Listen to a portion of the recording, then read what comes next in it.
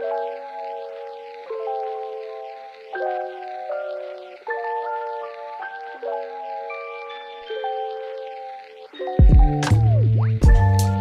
and welcome to the Smart Beauty Podcast. I'm your host, Viola Levy, beauty journalist and founder of copy-led branding agency, Smart Beauty Creative. We're here to create your brand voice and craft the story behind it. Today I'm chatting with Becky Symes, a visionary designer and a digital storyteller who helps women with personal brands bring their bold, bright ideas to life. She previously worked with us here at Smart Beauty Creative and was the artistic brains behind our beautiful visuals. So she really knows her stuff, and I would personally recommend her for anyone looking to build a personal brand and website. I'll leave all her links in the show notes.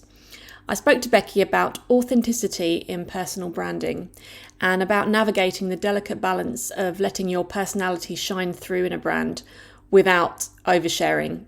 This rings especially true for female founders who often feel pressured to be, quote unquote, an authentic ambassador and influencer as well as CEO. That's the topic of our discussion today, and Becky had some really useful and interesting insights to share, so I hope you enjoy it. So thank you so much for being on the podcast. Firstly, it would be great to hear a bit about what made you interested in personal branding. Thank you so much for having me. Yeah, I think it's really evolved through the storytelling of my own career. So for the better part of about a decade, I've been building brands, whether for myself or for other people.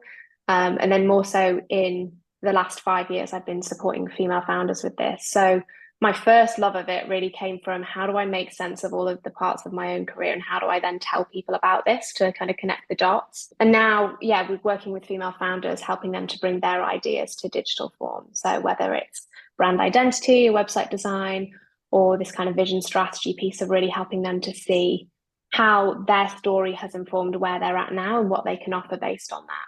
And for those of you who don't know, Becky did the lovely design for my website and all my branding, so I'll include all of the links to her website in the show notes. Now, I really like on your Instagram, you talk a lot about authenticity in personal branding, and you sort of speak a lot about why you have an issue with the term being authentic. Can you unpack that a little bit? Yeah, for sure. I think in the last few years, we've kind of seen these two ideas come into the zeitgeist, one of which being this piece around to be successful, you need to be authentic.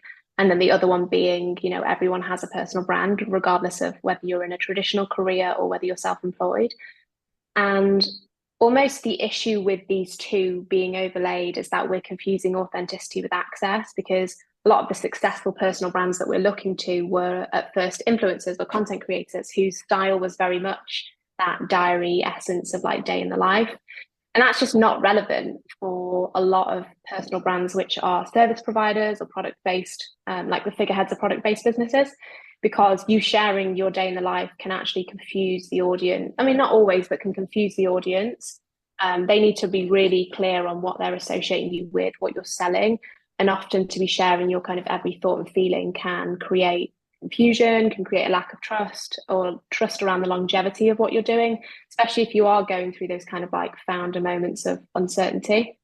Yeah. So I think really it's about redefining authenticity, because I think, yes, it should be aligned with your values. Yes, trust and honesty, but also knowing that we can be selective around what we share and always asking ourselves, like, is it relevant? Is it going to be relevant to our audience? And does it make sense to them? And I feel like it's sort of a predominantly female thing. It affects female founders a lot more. I think it's, from my perspective, it's because people kind of expect women to be automatically to be brand ambassadors if they're founding a business in the way that men just aren't. They don't have that same pressure. And to me, it feels like women need to prove themselves. They need to prove that they're genuine and approachable, a little bit self-deprecating and authentic in order to be trustworthy. Would you agree with that? Yeah, I think so. I feel like this is going to be a recurrent theme in today's episode of the disproportionate ways that things affect women. But absolutely, I think that the standards to which we hold women and women in business too are so different. And we expect them to be showcasing why their choice to pick a career, the choice to pick a career often looks like the choice to pick a career over a different kind of life. And I think we're almost asking them to defend this in how they're showing up. Obviously, you do get women who are doing both career and motherhood, but often, them entering what we see as a typically male arena, as in business, as in, Yeah. anything entrepreneurial, there is a different level of judgment, which we don't extend to men. We allow men to exist with their personality and their business acumen being very separate, whereas we find that very hard to do with women. Yeah, that whole idea of expecting people to defend, like women to defend themselves, especially if they're mothers. And it's kind of, look, everyone, I'm juggling it all. I do have another life outside of the business. It's that pressure, I think, that seems very disproportionate. Yeah, absolutely. Very damned if you do, damned if you don't, because we would never expect men to answer to their roles and responsibilities around fatherhood under the same guise. No, definitely not. And I also think that I get a lot of TikTok bros on my feed kind of making videos about how it's important to be authentic because authenticity is polarizing. People should either love you or hate you. And I have a real issue with that because I feel that it doesn't apply. I think if you're a woman or a minority, you have to adapt to fit certain situations. You have to code switch and just to get ahead. And Mm-hmm. I don't think there's anything wrong with that. A lot of us can't afford to be polarizing. And I feel like that doesn't mean sort of necessarily diluting yourself or being fake. I think it's about just showing different aspects of yourself. Would you agree with that? Yeah, absolutely. I mean, I don't think women really have the liberty of being hated and being successful. Mm. So I feel like a lot of the advice that I give my clients is kind of this 80-20. So 80% your content and your brand expression should be your audience really clearly understanding who you are and what you sell, whether, you can do that in creative ways. But that 20% is where you get to align with trends or try new things, see what your audience resonate with, which might be a little bit outside of your usual remit. And then you can use that as information to see what's resonating and how you can maybe incorporate elements of that into your work or into your expression, your content. So the very demure, very mindful thing is a really great example. Like you can play with that with the context of your own work, but it doesn't mean that it now needs to become like a whole slogan that you incorporate and do a series on. You're just kind of trying to reach new eyes by using different trends, and they won't all work for every brand, but you being able to discern which ones you might experiment with is a really like important and valuable exercise when it comes to personal branding and content creation. And I think it's good to also have boundaries, like where you end and your personal, like your business begins, or your personal brand begins. Because I've seen a lot of influencers that have either started their own beauty brands or collaborated, and then the brands have done quite badly because the influencer has been embroiled in some kind of controversy or they've fallen out of favor. And I think there is a risk with that, with being sort of authentic, is you can kind of run the risk of upsetting people and then alienating people, and then that doesn't bode well for your business. Absolutely. I feel like we always need to be asking, like, what's the longevity with the actions that we're taking? And like, is the shape that I'm taking up, is that leaving enough space for me to shape shift later down the line? Because some people will choose only to really make micro shifts. But if you're kind of pigeonholing yourself into a shape which is going to be quite clearly at odds with something you might want to do in the future, then you're going to find yourself with an issue, because the internet is this continuous archive. Everything we put out will at some point be, findable. So it's not to kind of stop us from ever expressing ourselves, but really to think about in 5, 10, 20 years, what might I want to do that my actions now might be decreasing the likelihood of my ability. We don't want to find ourselves in a situation where we've kind of outed ourselves of an arena because of a small decision that we made. Yeah, I think it's because of maybe the rise of like reality stars and influencers that everyone now feels this pressure to be bare all and be very kind of open and vulnerable. What do you think the main drawbacks of that are? I mean, I know you've mentioned a few of them, but are there any other kind of major pitfalls that you think people should be aware of when going down that route? Yeah, totally. I feel like, almost once we release something, we don't get to control the narrative of it. And it's so important that we just accept that there'll always be someone who thinks that what we did was great and someone will think it's awful. And if we can accept that, then we can decide, okay, let's be as intentional as we can around what people associate us with, whether that's brands we work with, themes we talk about. To some degree, it's also the people we associate with. And what's really important here is like we determine what people expect from us. So mainly in these 3 areas of like access, privacy, and advocacy. So in terms of access, like we were talking about before, we're determining how much they feel like they have access to our lives, to communications with us, how public our communications will be with them, our privacy, like what we're willing to share, and then our advocacy. So in this like changing landscape of chaos that we live in, if you speak to one thing, just know that you probably will be called on or demanded to speak on another thing. And you might have been able to form a very nuanced opinion on that one thing. But if you're now kind of creating this situation where people are expecting you to talk on everything, you're not necessarily always going to be able to give the same level of attention to educating yourself on what your point of view of is on that other topic. And so I feel like while there is this great case for people with a platform having a responsibility to speak to things, I would urge us to have more space between the time in which it took us to speak out or to voice our own opinion, because we have a great responsibility, but we don't necessarily have the expertise to speak on all things. And it can be so damaging. I think with brands as well, there's this pressure to sort of take a stand on things and to call sort of certain things out. But like you say, if you don't have that expertise to back it up, some people are rightly taking a step back from those discussions because it's not relevant to their business, and it might even be seen as kind of insensitive if they're, if they have like a beauty brand, say, and then they start talking about sort of serious political issues, it can feel quite jarring, even though it's like you say, it's important to talk about those things. But I feel like there's a time and a place, and I don't necessarily think your professional platform is always the way to do it. I think it's an incredibly difficult one, especially when things get louder and louder. And like we said, there's no right or wrong way here. I think there is a lot of responsibility on brands to say something, especially when the noise gets louder. But unless they're doing that in a very informed way, I feel like it can be just as damaging. Although I think that often a lot of the reason why they don't is probably more bottom line related. I think that there's a case for just being educated before we speak on anything. Definitely. Or working with people that are experts on the topic, or collaborating with experts that can actually advise you and kind of steer you in the right direction. For sure. And also knowing that like sometimes people go to brands oftentimes people go to brands for escapism. If we turn everything into a commentary on the world, not that there doesn't need to be more noise around certain things, but we kind of risk just like losing some of those places where people go to kind of decompress, which I think over a longer term can have a negative effect as well. Yeah, definitely. It's nice to have those kind of neutral spaces where you're not going to be embroiled in a heated discussion. It's kind of like having those friends that just talk about politics all the time. And obviously, politics is an important subject. It's good to discuss it, but it can get very draining if you're like, every time you meet up, you're on Newsnight. And like you say, I feel like there's something to be said for just having those kind of neutral spaces where you can go and decompress. And I think it's a reminder that who we are online is not necessarily who we are offline.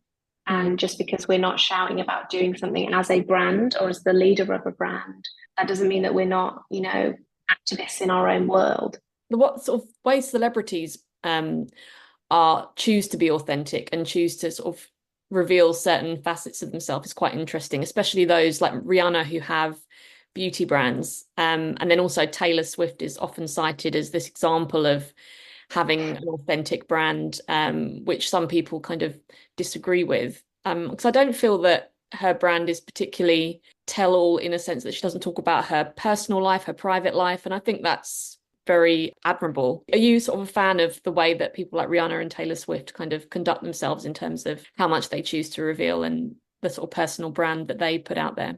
Yeah, I feel like they're both really good examples of using authenticity to leverage a brand in a way that can really easily kind of disguise the fact that there is a lot of strategy behind it.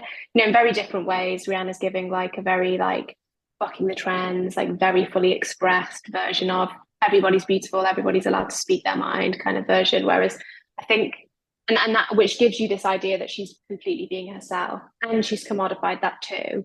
Whereas like Taylor's different because she's giving you this idea, because she's giving you these pieces of vulnerability where we've got Rihanna on a bit of a cool girl pedestal. Taylor Swift isn't really on the cool girl pedestal. She's very clearly trying to not be on that pedestal to make you feel like she's relatable.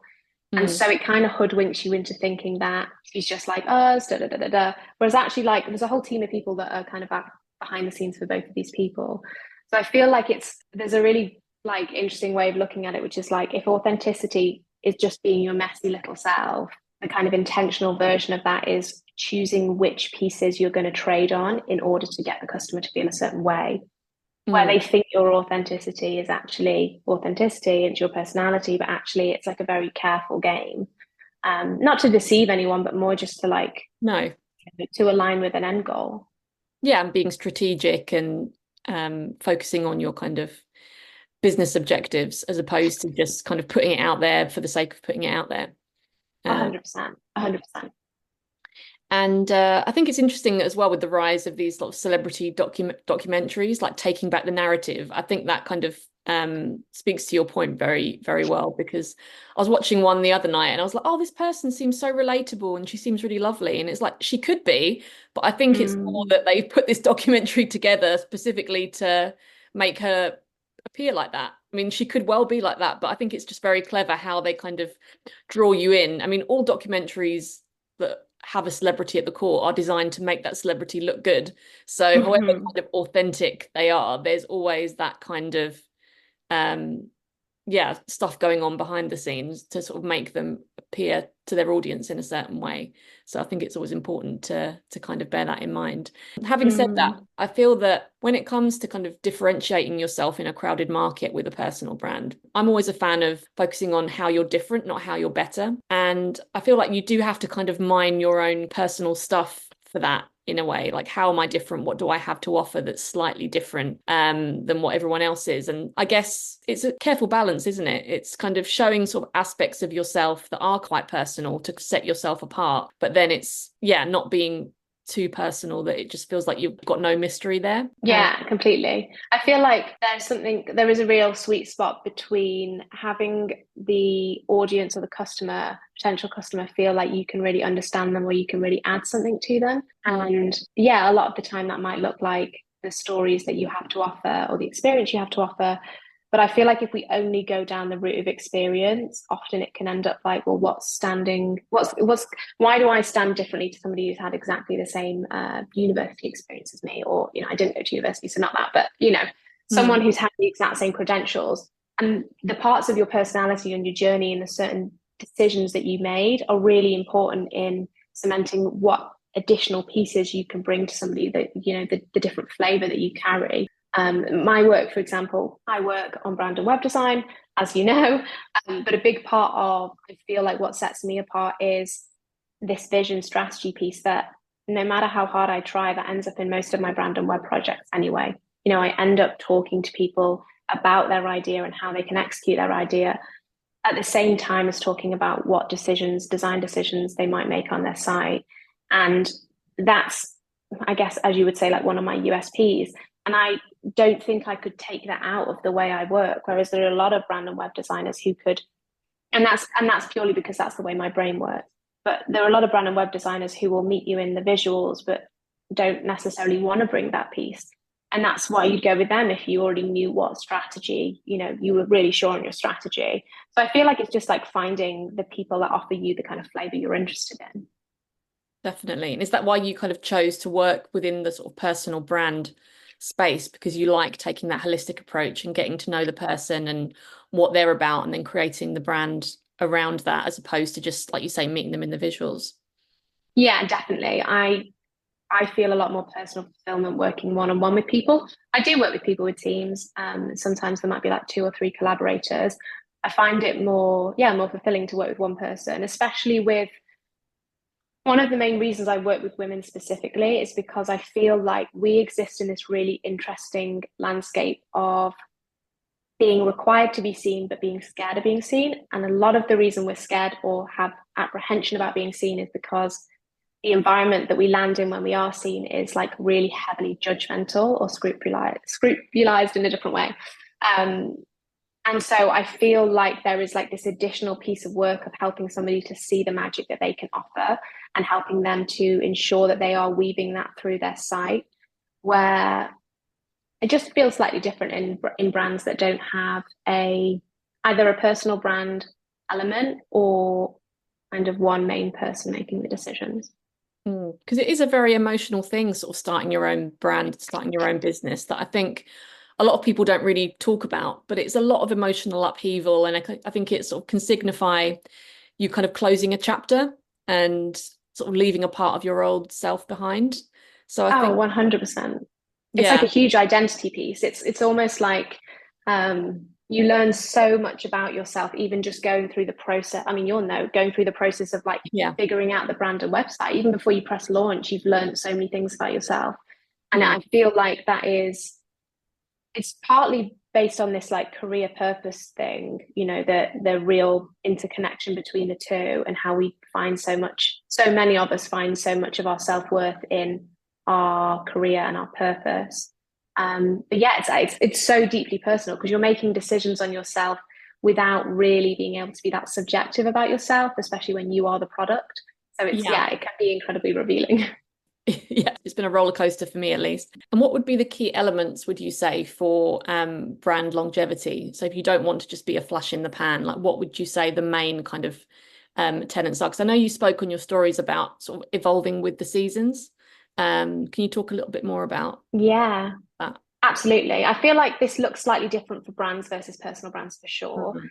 But I think, in that 80-20 piece of 80% being your consistency and 20% being your experimentation, that 20% can really be informing what people want you to do more of. And you might get to a place where, that 20% is the thing that lights you up the most. And you're finding a lot of that 80% is just either not landing or it doesn't feel accurate for you anymore. And we'll Mm. see a lot of, for example, with beauty brands, we'll see, every 3, 5, 10 years, they might do a rebrand. Some of that will depend on the age of their customer, but they'll be shifting their visuals and their product suite dependent on the changing world and the changing customer age of their customer, for example. Whereas with personal brands, I do think this happens a little bit more frequently. And a lot of that is because as a personal brand, you yourself are a big piece of informing what you want to bring to the world, what you want to offer, and your experience changes, your enjoyment of things changes, your preferences, the customers you enjoy working with. So I feel like the kind of seasonal approach to that is allowing the 80 and 20 to happen. The 20% can be your experimentation, and then reviewing when it feels like that 80-20 like wants to be switched up in a more dramatic way. So for example, like you might keep smart beauty exactly as it is for the next 2 years, and you might review in 2 years and see that 80% of your brands are fragrance brands and you're really loving that. And actually, yes, you can still do what you're doing under smart beauty, but you want to make scent more of a big part of the story. And that's when you Yeah. choose to do a rebrand and you choose to like really get, fragrance landed in the copy more like strongly. Mm. It's not that you couldn't do it previously. It's just like, what shape can I change this brand to so that it resonates more deeply with the people and the places that I'm being pulled to? And I think with a personal brand, they are just more malleable as long as you can make sure that your audience still know what you're doing. Definitely. And that's really relevant to a conversation I was having the other day where someone I was speaking to who's like a branding expert, I was telling them about smart beauty and everything that we stand for and why I sort of started it up. And she said, well, it sounds like you're kind of a feminist agency. And I was like, what? Mm. And she's like, yeah, I think you should make that central to your story and what you're about. I was like, oh, really? Like, obviously, I am a feminist. It's quite scary when you think about sort of delving into politics and putting your stall out and saying this is what we are. Mm. But I do think that that's what we are. We do provide a feminist edge when we talk about the beauty industry because that's the way that, the beauty world is going. So, Mm. yeah. Especially like the more and more niche brands or the more and more founder-led brands, because Hmm. we're kind of stepping out of that model of, all the big dogs in beauty were like very patriarchal, were very kind of, Definitely. men in the boardroom who didn't actually know much about those products. Whereas now with indie brands coming to the forefront and indie brands bringing the women who actually like have their ear to the ground in terms of what is required, what is requested, Hmm. we're seeing a whole new face of beauty and more the industry landscape changing, and it's like so exciting. I just think you can't take some of those values out of the industry anymore because the customer is demanding differently. 100%. That has to be like the blueprint of your brand from the get-go if you're a new startup. Uh, Mm. and you can't be seen as kind of patting yourself on the back and being like, oh, look, we're doing X, Y, and Z now. Like, aren't we great? Because Yeah, exactly. It's yeah. like the consumer is just doesn't expect or expects you to speak very openly about things and not accept less. And so Mm. almost like, especially with the younger audiences of like Gen Z, like there's no way that you would get brands doing really well if their ethics or their values weren't aligned in some way, or if they were doing something that was something that we might have accepted from the big brands a long time ago because we just didn't know. There's no lack of information now. And we live in such cancel culture that like we're just demanding differently. No, for sure. So I think that making the point that we're a feminist beauty brand, I don't think it necessarily detracts from what we're doing, but it just gives a bit of a flavour of what we're about without being too revealing, without being too overly political or being too hard hitting, because I think that's what alienates people. Yeah, definitely. And I think it's similar to that point we said about, yes, be aligned with your values, but it doesn't mean that you need to speak about all your values all at once in order to kind of like make a point. It's like you're allowed to, as a brand, embody certain values and then speak into them when they're relevant without it needing to be, this completely like, let me take you on every turn of my brain all the time. No, exactly, because that can get a bit tedious, I think, if I was... Yeah. Yeah. And what's the future for you? Like, where would you like to take your own business? And would you like to work with different kinds of businesses, or do you feel like working with female founders is where you're meant to be? I feel like working with women and female founders is probably still where I'd like to be. I'd also like to put some more time towards, my strapline is like supporting the big, bold and bright.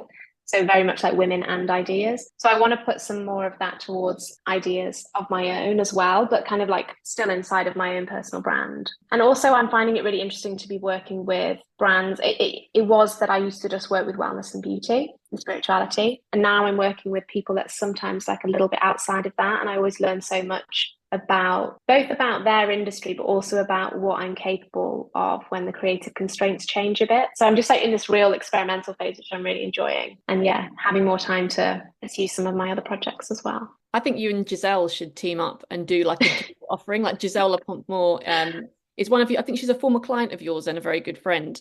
Yeah. What she does is really amazing, and she's all about spirituality and spiritual healing. And I think that you guys, if you teamed up, you'd make a formidable duo, I'd say. That's nice of you to say. I saw her last week actually, and we were talking about doing something together. So watch this space. Yeah, well, sign me up. Well, thank you so much for chatting with me, Becky. I really appreciate it. It's been a joy. Thank you for having me.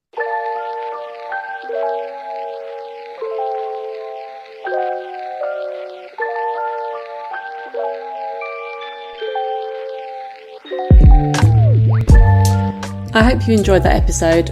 All links will be in the show notes, and feel free to visit smartbeautycreative.com or visit us over on Instagram to find out more about what we do. And if you enjoyed listening, please don't forget to rate and review Smart Beauty on iTunes, as it helps people find us. See you next time.